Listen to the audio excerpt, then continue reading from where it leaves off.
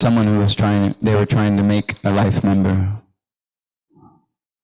Swamiji, can you speak a little bit on the pastimes of Radha Krishna? And Srila Prabhupada, in his humility, and not just his humility, but also to teach us, his followers, he said, well, after they continuously asked him, they said, no, I'm not qualified to speak about these things. He said, maybe you're qualified, but I'm not so qualified to speak about these things. So it's actually quite embarrassing for me to speak about this topic, because his Prabhupada he doesn't feel qualified. What to speak of us? And when I think about this, I see in my position in the gutter, at least looking up, it seems actually like impossible to understand actually who such personality as Srimati Radharani is. But by the mercy of the predecessors, acharyas, we have this information revealed to us in scriptures such as the Chaitanya Charitamrita, which actually rather elucidates this very clearly in very philosophical terms. So we won't be speaking about any pastimes here. Spoiler alert, no pastimes. But we'll try to understand, based on what was given to us by the previous acharyas in the Chaitanya Charitamrita, who Srimati Radharani is. So we chant this sloka in the beginning. Can you pass me a Bhagavad-Gita? I want to get the translation precise. We chant, Tapta Kanchana Ghorangi Radhe Vrindavaneshwari Vrishabhanu Sute Devi Pranamami Hari Priye. So, I'll read the translation. Is there someone's thing is on? So it reads as follows. I offer my respects to Radharani, whose bodily complexion is like molten gold, and who is the queen of Vrindavan. You are the daughter of King Vrishabhanu, and you are very dear to Lord Krishna. So, if everyone here was here for Srimad Bhagavatam class this morning, or at least heard it. So it's a nice point Prabhupada makes in that purport. I heard it downstairs while I was trying to cook for this feast today. I hope it was okay. I didn't get to meet anybody. I was still trying to roll some last minute chapatis.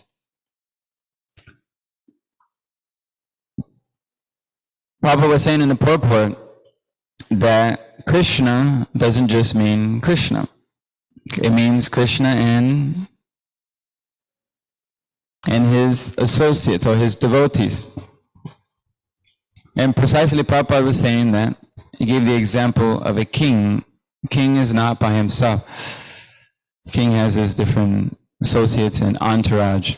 So Prabhupada was making the point that Krishna means Krishna and his devotees, who are very dear to him. But particularly, when we think of this, we actually think of Krishna and his topmost devotee, Radharani. So we say Radha Krishna. I think I sent a message out in the group that we actually worship Radha Krishna. So as Gaudiya Vaishnavas, when we think Krishna, we don't just think Krishna by himself. We think actually Radha Krishna or Shri Krishna, which is Shri means Radha. So we think Shri Krishna. So sometimes you see Srila Prabhupada will make the point it's Shri Krishna, because Krishna is never without his consorts. So we worship Sitaram, Lakshmi Narayan, and Radha Krishna. So Krishna, expands or condenses all his love or his bliss in the form of Srimati Radharani. Srila Prabhupada writes in the Chaitanya Charitamrita, it's one enjoying in two. One enjoying in two. And that's inconceivable to us, because for us, we're just one. How is it possible for one to enjoy in two? So we always think Srimati Radharani and Krishna together. Just like when we're chanting Hare Krishna, Krishna Krishna, Hare Hare, Hare Rama, Rama Rama, Hare Hare. We're actually pleasing Srimati Radharani and Krishna. Radha is pleased when she hears Krishna, and Krishna is pleased when he hears Hare, or Srimati Radharani's name in a different form. Hara in a different form is Hare. So when you're calling on to someone, it turns into Hare. So we actually should remember this, because sometimes we forget that we're actually supposed to be pleasing both of them together when we're chanting. And they're very much pleased by this chanting of the Hare Krishna Maha Mantra. And Krishna is pleased if Srimati Radharani is pleased, and Radharani is pleased as Krishna is pleased. So on this day, we can get the mercy of Radharani by doing what? How do you please Radharani? Okay. What else?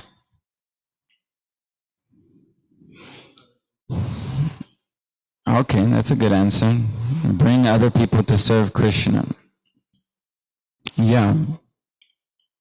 So, yeah, this is an example of how we're pleasing Radharani. But all these, either pleasing the Parampara or bringing other people, it's ultimately to please Krishna. She's addicted to serving Krishna. And in fact, she's mad after this. And therefore, when Chaitanya Mahaprabhu takes on her bliss or her form, what does he do? He's desperately trying to bring people to serve Krishna. Actually, because her devotional service is so intense that she's willing to come to a place where she'll be blasphemed. Doesn't matter. These things don't matter to her. Where people will misunderstand, all for the intense desire to please Krishna somehow or another. And therefore, Chaitanya Mahaprabhu becomes almost, from an external point of view, described as a mad person. Who would do such a thing as give Krishna Prem to the most unqualified, or those are the most degraded personalities, and engage them in serving Krishna? But that's how desperate she is to please Krishna, that she's willing to extend her mercy to all these unqualified personalities, such as ourselves. So we can't actually worship Radharani directly because we're unqualified. But we can worship this platform in which one is actually serving Krishna to the utmost degree without any personal desires whatsoever. And in this stage, we simply can appreciate this platform of worship from the perspective of worshiping them in the mood of Lakshmi Narayan. That's how we worship Radha Krishna in our Vaidhi Bhakti stage, Sadhana Bhakti stage. We don't try to worship them in the spontaneous love, or the platform in which one actually may give up social customs or the rules of devotional service for pleasing Krishna. That's a platform that we worship, that they're so much attached to Krishna that they seemingly give up all these lower rules. So for us, Srimati Radharani personifies service, or her name actually comes from the word Aradhana, which means worship. So Gaudiya Vaishnavas, we see her as the emblem of service. That's what we have to learn from her, is how to serve Krishna. And the best example of this in the modern age is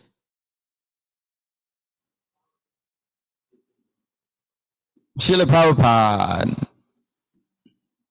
Srila Prabhupada was born, and his father would get all the blessings from all the different sadhus and say, I want my son to become a pure devotee of Radha Rani. So he would always get the blessings from different sadhus, whoever he wanted his son to be pure devotee of Radha Rani. So actually, it's very nice that we get to see a practical example from us who are in the gutter, at least myself, how to actually follow the residents of Vrindavan by seeing Srila Prabhupada's practical example. And we saw, and we hear actually in the morning in the Lilamrita. It's very nice. This pastime we just either finished or is still in the middle of the Rath Yatra happening in London for the first time. And Prabhupada was extremely sick, and he was in India, and he took a flight just as he was recuperating to go to this Rath Yatra. He asked his disciples, okay, what do you think I should do? Should I go, to Hawaii or go to this place to recover my health? But inside, he just wanted to preach. He's like, I can't miss this Rath Yatra, first time in London. If you think the Britishers, they pretty much spit on India, so that they get the opportunity to actually do this Rath Yatra in a place where it's never happened before. It's completely revolutionary that these Britishers who came to India and missed the whole gift that was there. But now, by Chaitanya Mahaprabhu's mercy and Srila Prabhupada's mercy, the Rath Yatra was happening. So Prabhupada felt like this happening is like conquering the world, conquering the empire. So surely he did not want to miss this Rath Yatra. But Prabhupada was completely off the bodily platform. He was not concerned too much.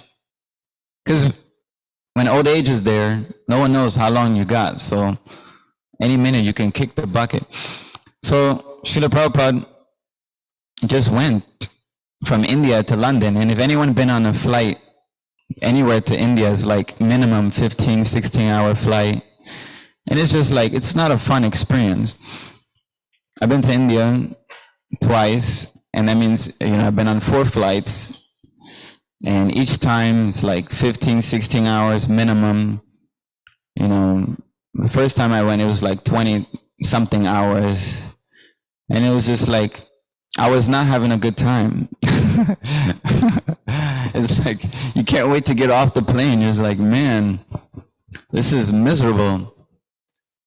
So, and usually if you don't pay a good amount of money, you have to take 2 airplanes. So it's like one of them might be like 12 hours or 15 hours. So who knows how long Srila Prabhupada had to endure to go to London. But none of these things actually concerned him, because he was so absorbed in service to Krishna. This is what a servant of Srimati Radharani is absorbed in, is doing something practical for the service of the Lord. Prabhupada is not even just practical, but to the ordinary observer, it seems almost absurd that someone would undergo through such austerities or sacrifice to please anyone, what to speak of a God you apparently don't see in front of you, who's not dancing right in front of you at your own whims. You know, where is this Krishna who you're worshiping and you're sacrificing so much? People may ask, why are these people dancing and chanting on the street? Don't they got a life? It was pretty hot outside today, wasn't it? So I'm sure some people were wondering, why are these people dancing and chanting the same mantra? And for some reason, I just can't change the tune. Even it's just like hard for me. So it's the same tune again and again, and still, but we're serving. This is our service. And Chaitanya Mahaprabhu can hatch this plot of chanting and dancing to get other people to chant and dance. We see, if you chant and dance enthusiastically, other people, they just can't help themselves. They have nothing to do with the Harinam. They're just walking down. All of a sudden, you see their bodies just shaking out of nowhere. And they're just like, they don't even know why they did it. And then they walk by closer and then they stop. They're like, what am I doing? I'm like, how did this even happen? But all of a sudden, they did a little bit of service for Krishna. And that's for the eternal benefit. So when that happens, it completely shatters all their previous activities. From that point on, that soul will never be the same on its journey back to Godhead. Because everyone eventually, by Krishna's arrangement, Krishna is making different arrangements to take everyone back. And in Kali Yuga, Chaitanya Mahaprabhu's mercy is going every town and village. And the mood is of desperateness. Is desperate to spread Lord Chaitanya's Sankirtana movement. That's Srila Prabhupada's mood. He embodied that because he was the topmost servant of Srimati Radharani, who the Rajvasis, they have so much love for Krishna. They cannot tolerate Krishna being displeased. What to speak of pleasing Krishna? But one aspect of love is not just seeing the beloved happy, but not being able to tolerate them being displeased. That's also love. So they cannot tolerate seeing Krishna being displeased. It said that Mother Yashoda is willing to go to hell for millions of lives just for one drop of perspiration on her. Krishna doesn't have to fall out of his frustration. That's how much attached they are to Krishna. That if they can't even stand the idea of Krishna's lotus feet being pricked by the stones when he goes on to herd his cows with his friends. So it's very intense. So it appears there's a comment by Maharaj, hopefully. Yeah, it says. Thank you. Yes. The devotees, a devotee made this statement that going on Sankirtan and distributing books and preaching was in the mood of the gopis. They asked Prabhupada if that was true, and Prabhupada said that was the correct understanding. Because the mood of the gopis is they want to bring everyone to Krishna for his pleasure and for their pleasure. And so they're not trying to keep Krishna exclusively for themselves, but they're bringing others, and therefore Radharani is approached on this day of her appearance day, and the devotee asks, please, Srimati Radharani, engage me in your service.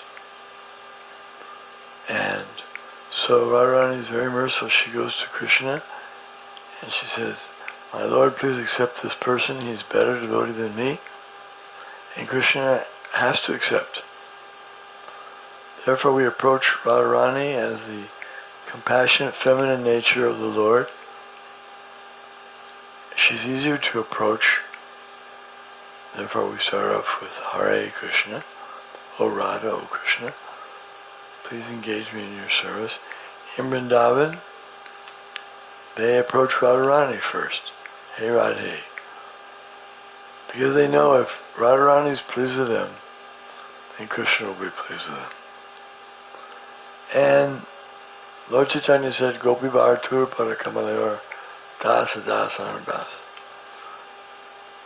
I'm not, he's speaking about his identity, his true identity. He says, I'm not a brahmachari, I'm not a sannyasi, I'm not a grihasta. I'm none of these designations of the body. But I'm the eternal servant of the servant of the servant of Krishna.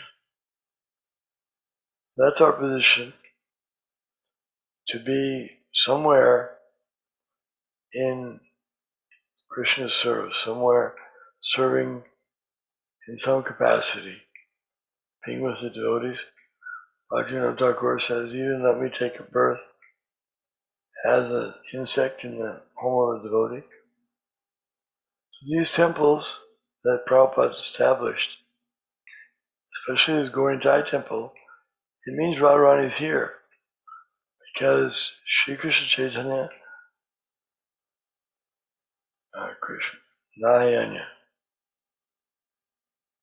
Krishna Chaitanya Dev, Krishna Chaitanya Radha Krishna, Sri Krishna Chaitanya Radha Krishna Nayanya. Radha Krishna is Chaitanya. When Krishna and Radha come together, that's Chaitanya. Once when Srila Prabhupada was preaching in Mayapur, and he said, if one is worshipping Krishna and the gopis or Radharani and is becoming lusty, then stop it and worship Lord Chaitanya. Because that way, if you worship Radha Krishna, there's no chance of any lust. So we have Lord Chaitanya here, it means we have Radha Krishna here. On this day, we also worship Radharani through Lord Chaitanya, and our deities we worship in the mood of Lakshmi Narayan. That's the way of approaching for those who are not on the Raga platform, the highest platform. But that's acceptable, because Srimati Radharani accepts service in that way, and Krishna accepts the service from Radharani. Thank you.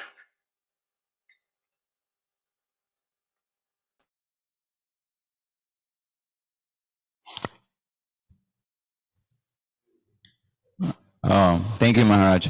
So, as Maharaj was saying, unless we're in the Ragamarga platform, which means on the liberated platform, we have to be freed from lust completely. Then we don't try to worship directly, but through Chaitanya Mahaprabhu and the 6 Goswamis, and for us, Srila Prabhupada. So we try to understand the mission and mood of Srila Prabhupada through his books, his letters, conversations, lectures, etc. And through his great disciples who simply follow Srila Prabhupada as he instructed them to. And then we can hope against hope to one day understand really Srimati Radharani. Because as Maharaj was saying, if we try to approach Srimati Radharani directly or chant her names directly, but just chanting, some people like to chant this, but, like chant only her names. But for us in Vaidhi Bhakti, it's not really recommended. So we should stick to chanting Hare Krishna. Just like when Prabhupada was in Vrindavan, someone would say Radhe Radhe, he would say Hare Krishna. Because the 6 Goswamis have instructed us. First, what? Vacho vegam manasa krodha vegam jiva vegam udaro pashta vegam etam vegam yovishaheta dhira sarvam apimam prithivim sasishat. First, control the 6 urges. Anyone know the 6 urges? I just chanted it, so maybe Speech is one. Okay. Magadari told me one. Gio, tell me another one. Anger. The genitals. Okay. The what? The belly. That's 4. Okay. What else? The tongue. That's 5. Urge to speak. That's 6. Okay. Time. Which you said the urge to speak. Okay. The mind then. Okay, that's 6. So that's where we're at, actually. But by engaging in pure devotional service, as was revealed by the acharyas, we automatically can control these 6 urges. But until we go through the different levels, just like this nectar of instruction. It goes from the neophyte stage all the way to the highest stage. But as we approach those later verses, like 9, 10, 11, this is for liberated platform. One, you have to have gone through the other ones. First step is properly control these urges by engaging these urges in Krishna consciousness. But if we're not there and we simply want to jump and start worshiping as in the Raga Marga platform, then Bhaktivinoda Thakur says our intelligence will simply be spoiled. It will be spoiled completely. You'll ruin your intelligence. And we see people who prematurely try to read books in this regard, or try to read books without the blessing of their spiritual master or senior devotees. Their intelligence becomes spoiled, actually. And they ruin, actually, their spiritual life because they jump without proper adhikar. If you don't have the proper adhikar, you'll spoil yourself. So that's why it behooves us to be very cautious in devotional service, what we hear, who we associate with. Like this, we have to be choosy, even in devotional service. Not that everybody's on the same level. Everybody's a pure devotee. Of course, when you're new, then yeah, everybody's probably a pure devotee for you because you're new. So it's like you'll learn from everybody, but as you mature, you have to realize that, any misconception is a weed, actually. And if we retain that misconception and it becomes stronger, it just grows. So we have to be cautious and remove these misconceptions that we have. Or else we'll do devotional service thinking this particular misconception is correct. And it becomes a strong weed that chokes our devotional creeper. So therefore we have to be very careful about whatever little ideas we have or doubts that may creep up. We have to rectify them to the proper source and proper devotee association. Or else, if we go on with our misconception, as we practice more intensely, those weeds will get stronger and stronger, those misconceptions. Because here you're engaging in bhakti thinking something is true which is not true. And you're mixing it into your devotional service very intensely.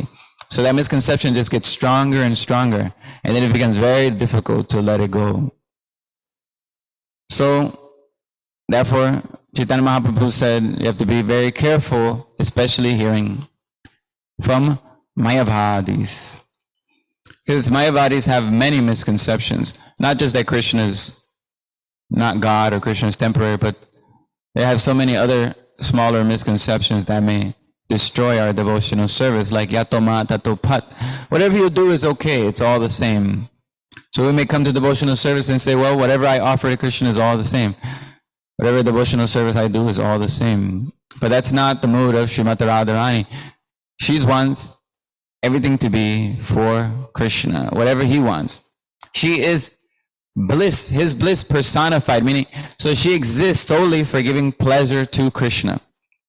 Her very embodiment is just that, for increasing the pleasure of Krishna. Therefore, Krishna is Atma Rama, one who takes pleasure of Srimati Radharani. Therefore, he's self-satisfied in that sense, because his eternal consort is always giving him pleasures in different ways. And all the Lakshmis or Gopis, they're all expansions of Srimati Radharani, because she expands in all these different forms and serves Krishna.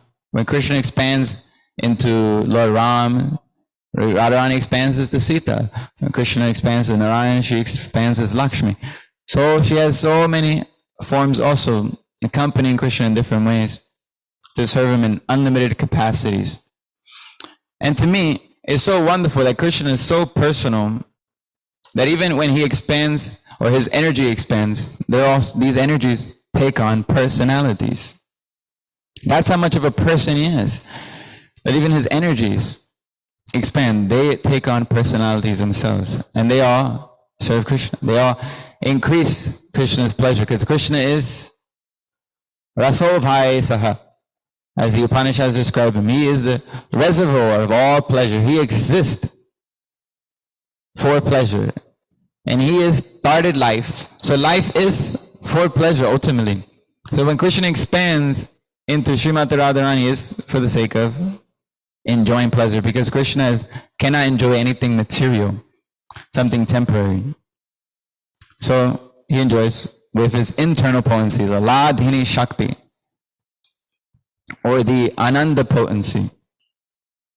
So, which varieties there, personalities are there. And there's unlimited variegatedness. So we can take a little fraction of their mood of being desperate to serve Krishna, becoming more and more intense to somehow please him in every regard. Srimati Radharani, even everything she wears, her beauty, even her beauty, is all meant to give Krishna pleasure. But in this world, all we have is a perverted reflection of this. There's no real beauty here, because it's all flickering, fading away with time.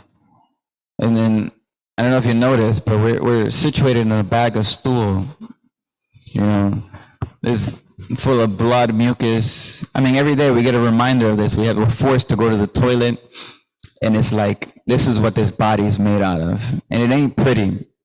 And that's what we're situated right now. It's nothing like that in the spiritual world. So it's not decaying beauty. And it's not beauty that's meant for my own sense gratification either.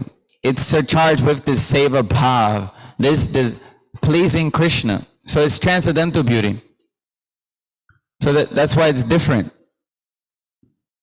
It's completely different. And therefore, when people try to see, oh, they look so beautiful, but they're thinking from their own experience of beauty in this world is all meant for inciting each other's lust or gratifying each other's senses.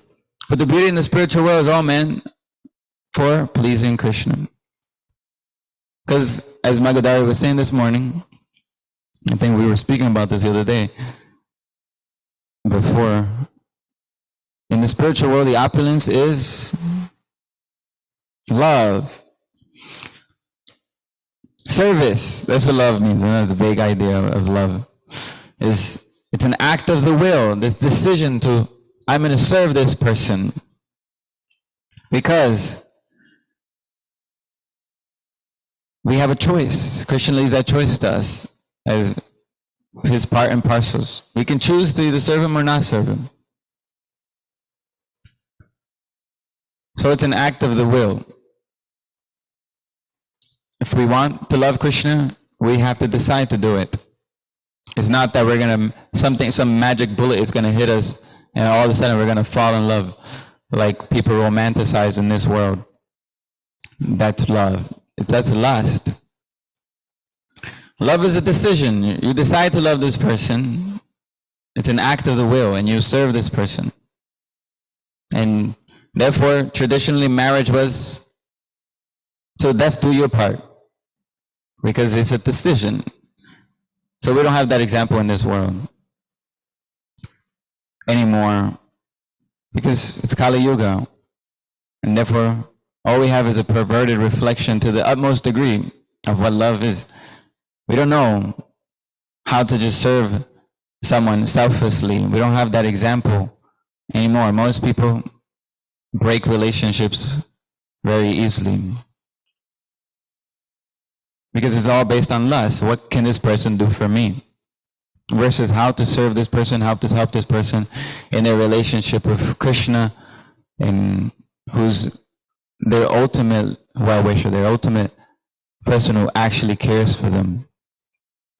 So if we want to follow in the footsteps of Radharani, then we should try to get this seva bhav, this intense mood to do anything to serve Krishna and please him and please his devotees.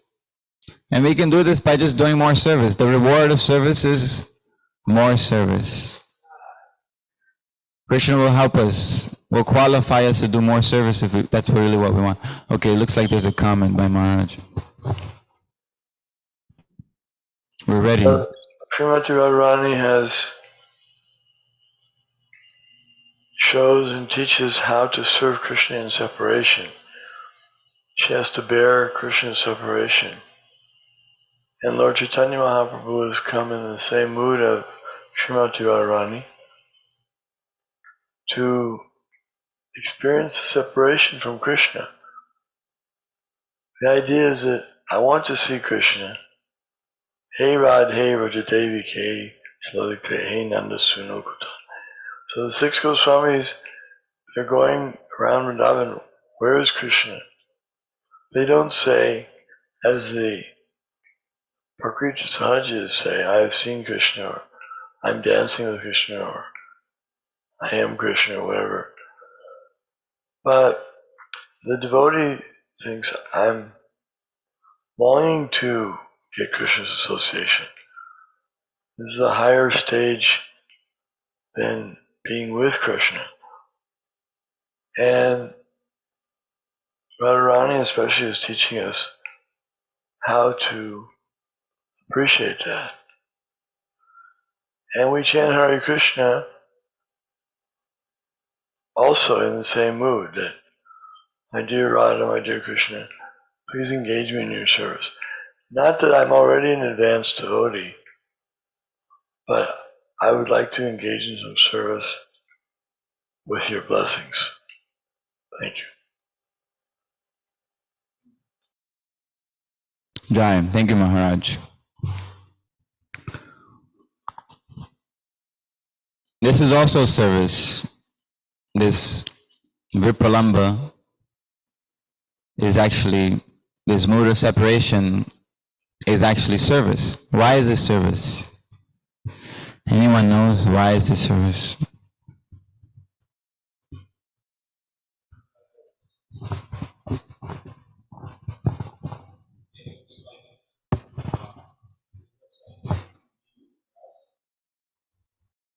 It looks like it's what?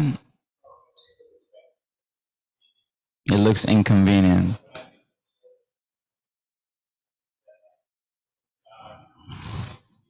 Okay. So if Krishna is not in your answer, it's automatically wrong. So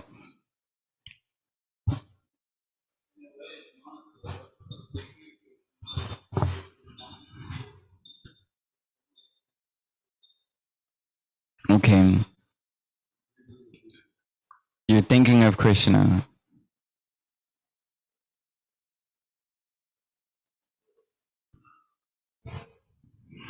Okay, I'm looking for just two words. Huh? It pleases Krishna. Oh wow, that's what service means. That's the definition of service. Krishna has to be pleased.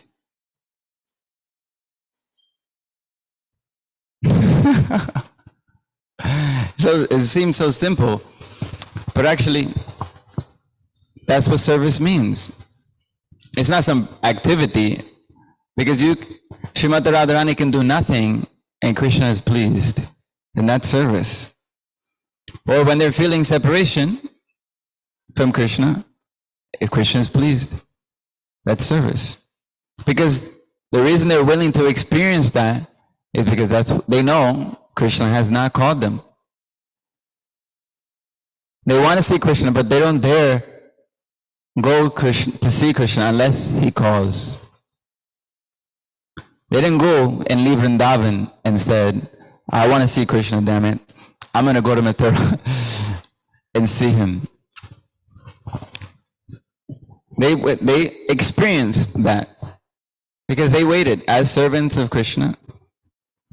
So they saw, if this pleases Krishna, then even suffering, I'll consider it my greatest pleasure. So in the Chaitanya Charitamrita it is said like this, that Srimati Radharani says, if my suffering gives pleasure to Krishna, then I consider that my greatest happiness. And that's what Chaitanya Mahaprabhu said in the last verse of the Shishastakam. So that even if you make me brokenhearted by not being there before me, then still you are my worshipable Lord, birth after birth. This is the mood. The topmost, the pinnacle of love is in this Shishastakam revealed in the 8th stanza, the 8th verse of that. And I remember when I first heard the Shishastakam, I was like, wow, this is it. This is everything I've been looking for.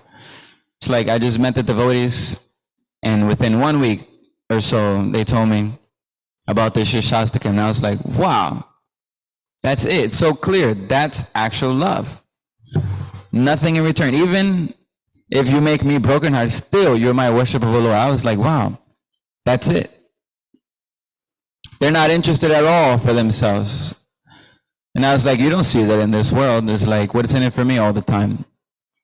But Srimati Radharani, to a superlative degree, exhibit that. So she's giving out her anxiety to serve Krishna very freely. That's Gopi Bhav. That's their secret. They know how to serve Krishna in different ways. Gopi means secret. So they have this secret, how to serve Krishna in such intense way that he is ultimately pleased. That's the goal, is that we have to actually please Krishna with our service. And Krishna is pleased. How do we know Krishna is pleased? We chant this every day. Yasya prasada bhagavat prasado yasya prasadam nagatih kutopi. That if we please the spiritual master, then Krishna is pleased. And if we don't please the spiritual master, then Krishna is not pleased. Because without following the will of the Lord, which is manifested in our lives through the Guru principle, which is manifested in Guru Sadhus and Shastras, then we can have no access to the will of the Lord in our life according to time, place, and circumstance. So there's no question of us knowing how to please Him for us right now without the mercy of Guru, Sadhu, and Shastra. So we should adhere very strictly, because just like Srimati Radharani, her entire being is made of Krishna's desires. She knows how to please Krishna thoroughly. And therefore, because she knows, she can actually appreciate Krishna even more. She can appreciate qualities of Krishna that nobody else can appreciate because of her intense service attitude. So the secret of success in devotional service, as Srila Prabhupada writes in the Nectar of Instruction, and his very famous line, because it sticks out as a sore thumb. Prabhupada says the secret to success in devotional service is it's in the Nectar of Instruction, the attitude of the follower.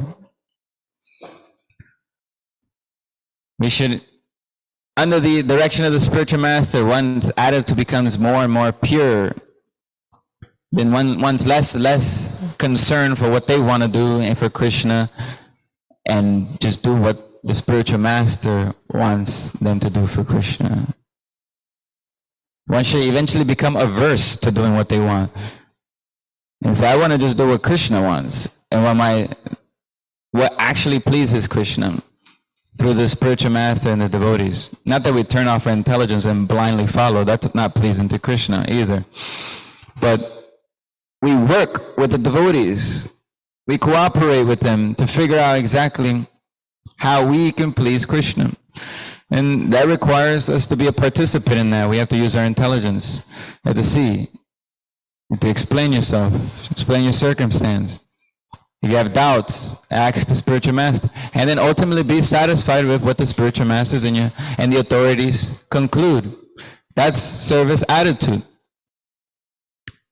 which includes using one's intelligence in service attitude, because the spiritual master is not pleased by a blind follower who's dull like anything. He says, what do you think? Well, I don't know. You tell me everything. It's like sometimes Maharaj may say, what do you think? And you're like, oh, don't ask me that. You tell me, Maharaj. We're thinking, oh, how can I tell you what I think? You're the spiritual master. You should tell me what. You know, but he wants you to think. He wants you to use your intelligence. You think also. You're not going to, sometimes Maharaj, you're not going to get away with not thinking. You can't just not think and get away with it. You have to use your intelligence. Apply. That's called being alive. This symptom, the soul has intelligence. It doesn't become blind. And how can we see without an intelligence? How can we understand anything? So Krishna wants us to wrestle with his word, wrestle with the scriptures, wrestle with the words, try to apply our intelligence and understand, answer our doubts. That's why I become very concerned when someone doesn't have any doubts, no questions, forever. It's like, either one thing is sure, they're either lying to themselves or insincere, because they have no questions. They never struggle with any point that they heard in Prabhupada's books. Everything is clear. No questions they have. It's an alarm bell that this person is not using their intelligence. Of course, if we're new, we don't know what to think. It's better, okay, good, you're here for some time, become purified. But after some time, there will be some doubts, and that's normal, that's part of the process. So, if we get this little inclination for service, it will enlighten everything, every other aspect of the soul. Our intelligence will become awakened. Our mind will become awakened. These are all spiritual, but they're in this world. It's covered over by a material mind and material intelligence. We have our senses are covered over by material elements like this. But the soul has senses, spiritual senses. Rishikena, Rishikesha, Sevanam Bhakti Uchate. And if we serve Krishna, then we'll let go of all our conceptions that we attach to in this world. So we can pray to Srimati Radharani. We also pray to them in the morning when we chant. What is it?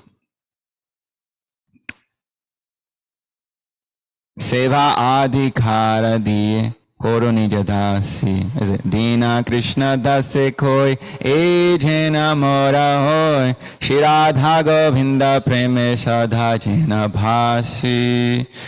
So Shri Radha Govinda jena sadha jena bhasi.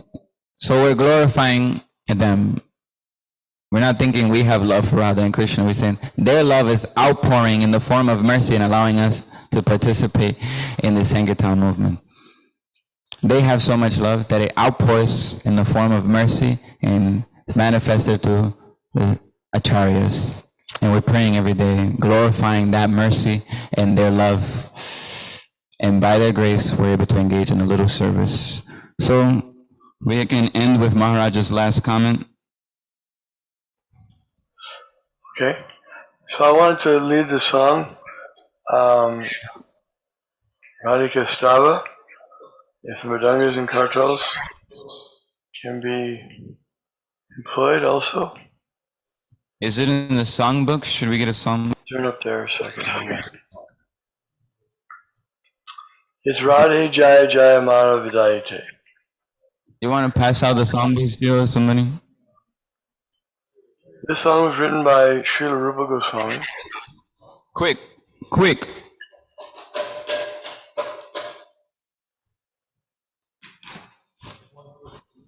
$114.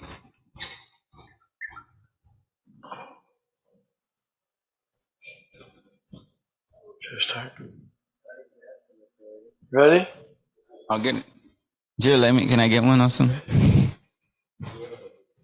We're ready. We're ready. Radhe Jaya Jaya Madhava Daite. Radhe Jaya Jaya Madhava Jaya Gokulatarani Mandala Mahite Gokulatarani Mandala Mahite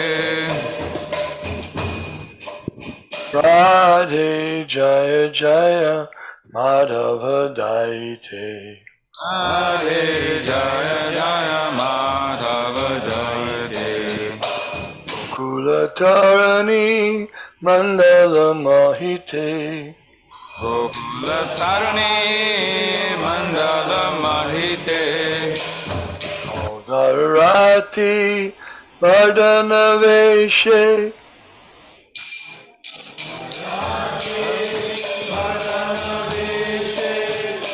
Harinishkuta Vindavipineshe Harinishkuta Vindavipineshe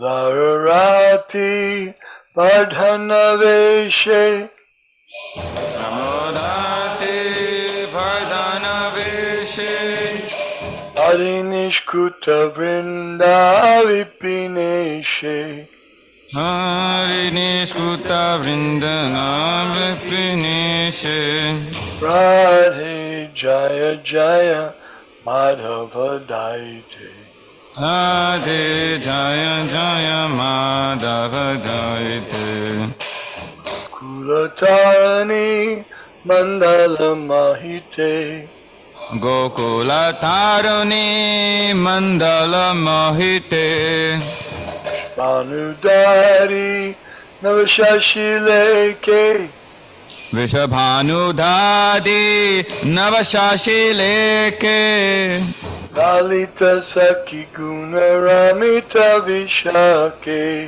Lalita Shaki Guna Ramita Vishake Vanudari Navashashileke Vishabhanudadi Navashashileke Lalita Sakhi Guna Ramita Vishake Lalita Shaka Guna Ramita Vishake Radhe Jaya Jaya Madhava Daite Radhe Jaya Jaya Madhava Daite Gokulatarani Mandala Mahite Gokulanari Mandala Mahite Nam Kurumai Karunavarite Karuna Kurumai Karuna Bharite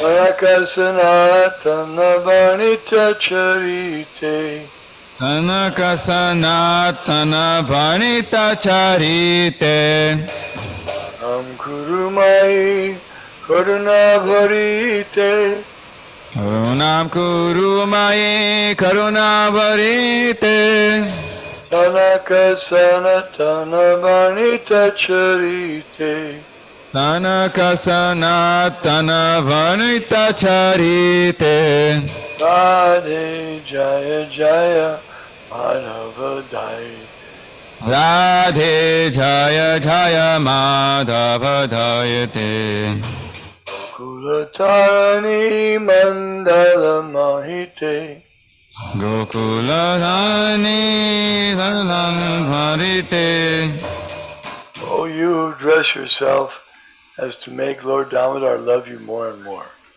O Queen of Lord Hari's pleasure grove Vrindavan. O new moon, arisen from the ocean of King Vrishabhanu. O friend of Lalita, you whose virtues delight Vishaka. O most merciful goddess, O you whose divine qualities are sung by Sanaka and Sanatan Kumaras. O most merciful Radha, please have mercy on me. Srimati Radharani ki jai. Hey.